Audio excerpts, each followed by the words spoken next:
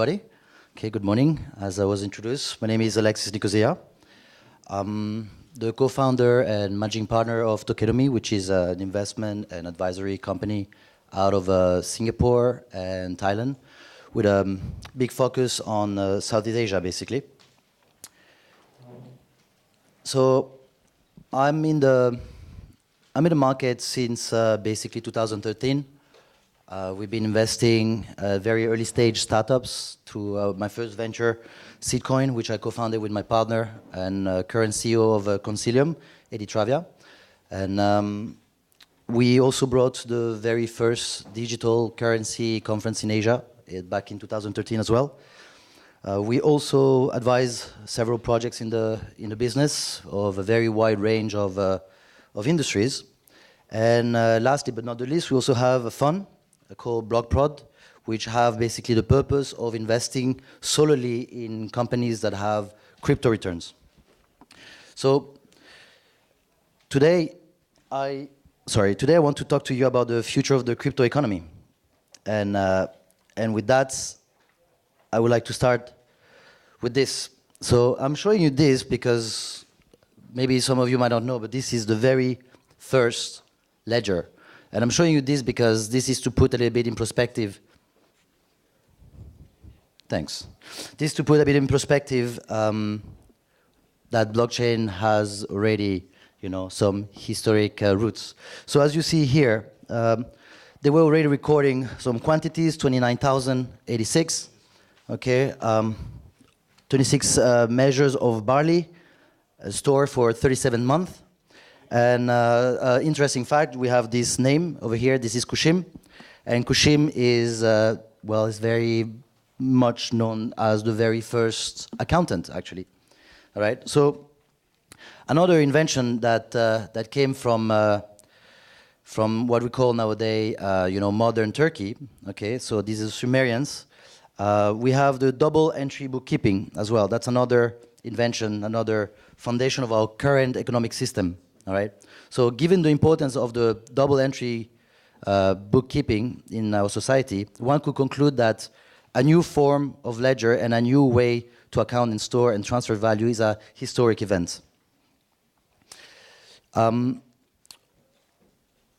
Now, fast forward in 2009, we had a Genesis event, all right, with the first ever recorded transaction of transfer of Bitcoin.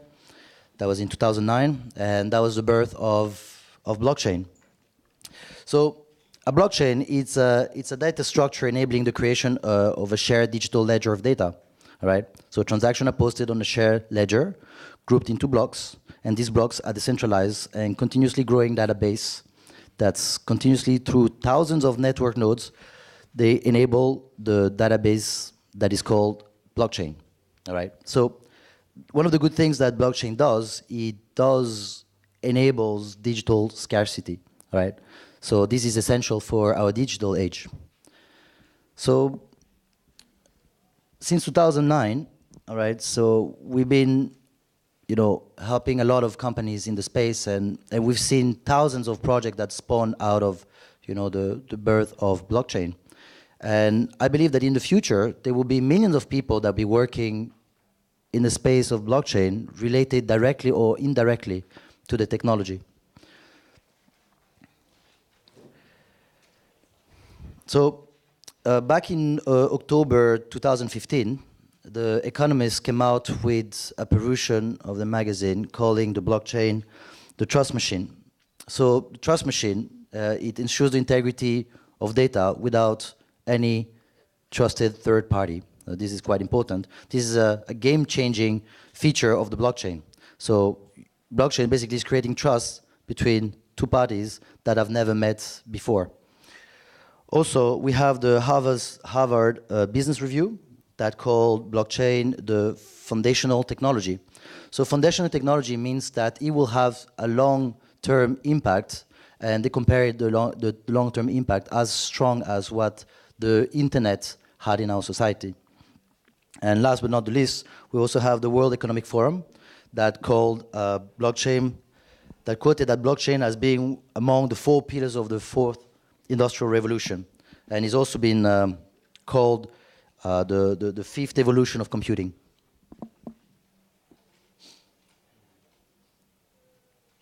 So here's my postulate. So the future of money, well, it's not money.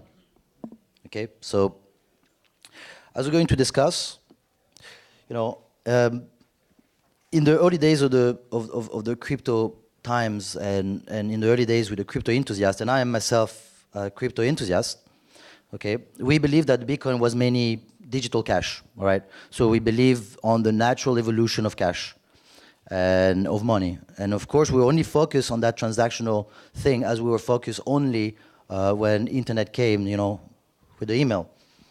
But blockchain had created so much innovation, and one of those innovations that it created, which is extremely important, is programmability. So this programmability, it's basically you can program a smart contract on top of the blockchain, which in turns will connect with the outside world through oracles. All right. So this is quite important because this symbiosis of programs and oracles on the blockchain creates what we call business logic.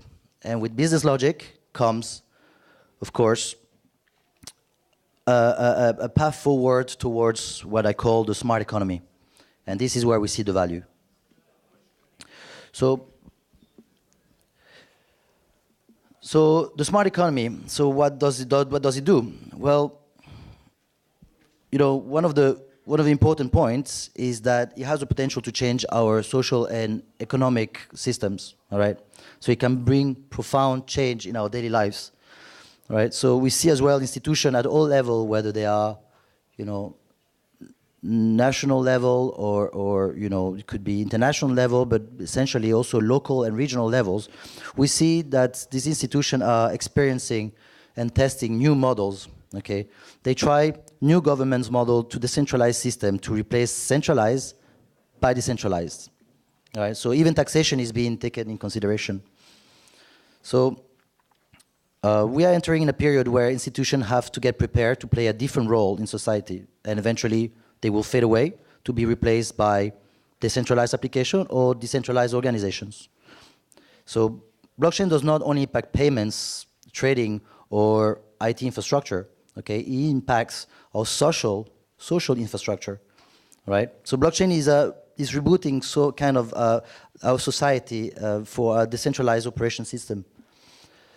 So these are a couple of cases where a couple of industries as well where blockchain is really trying to disrupt and is doing a very good job at it. And this is not exhaustive. This is, of course, growing as we go.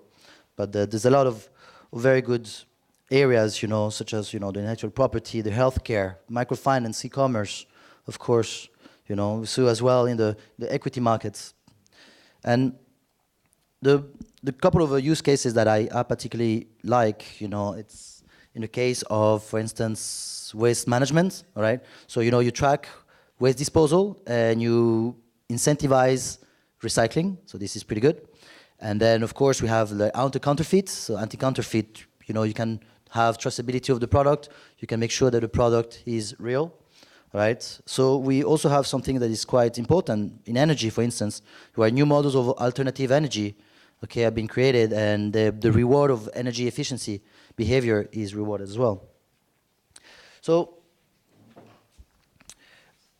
I want to mention that I've been working in the space for quite a long time now, and I've been supporting a lot of projects.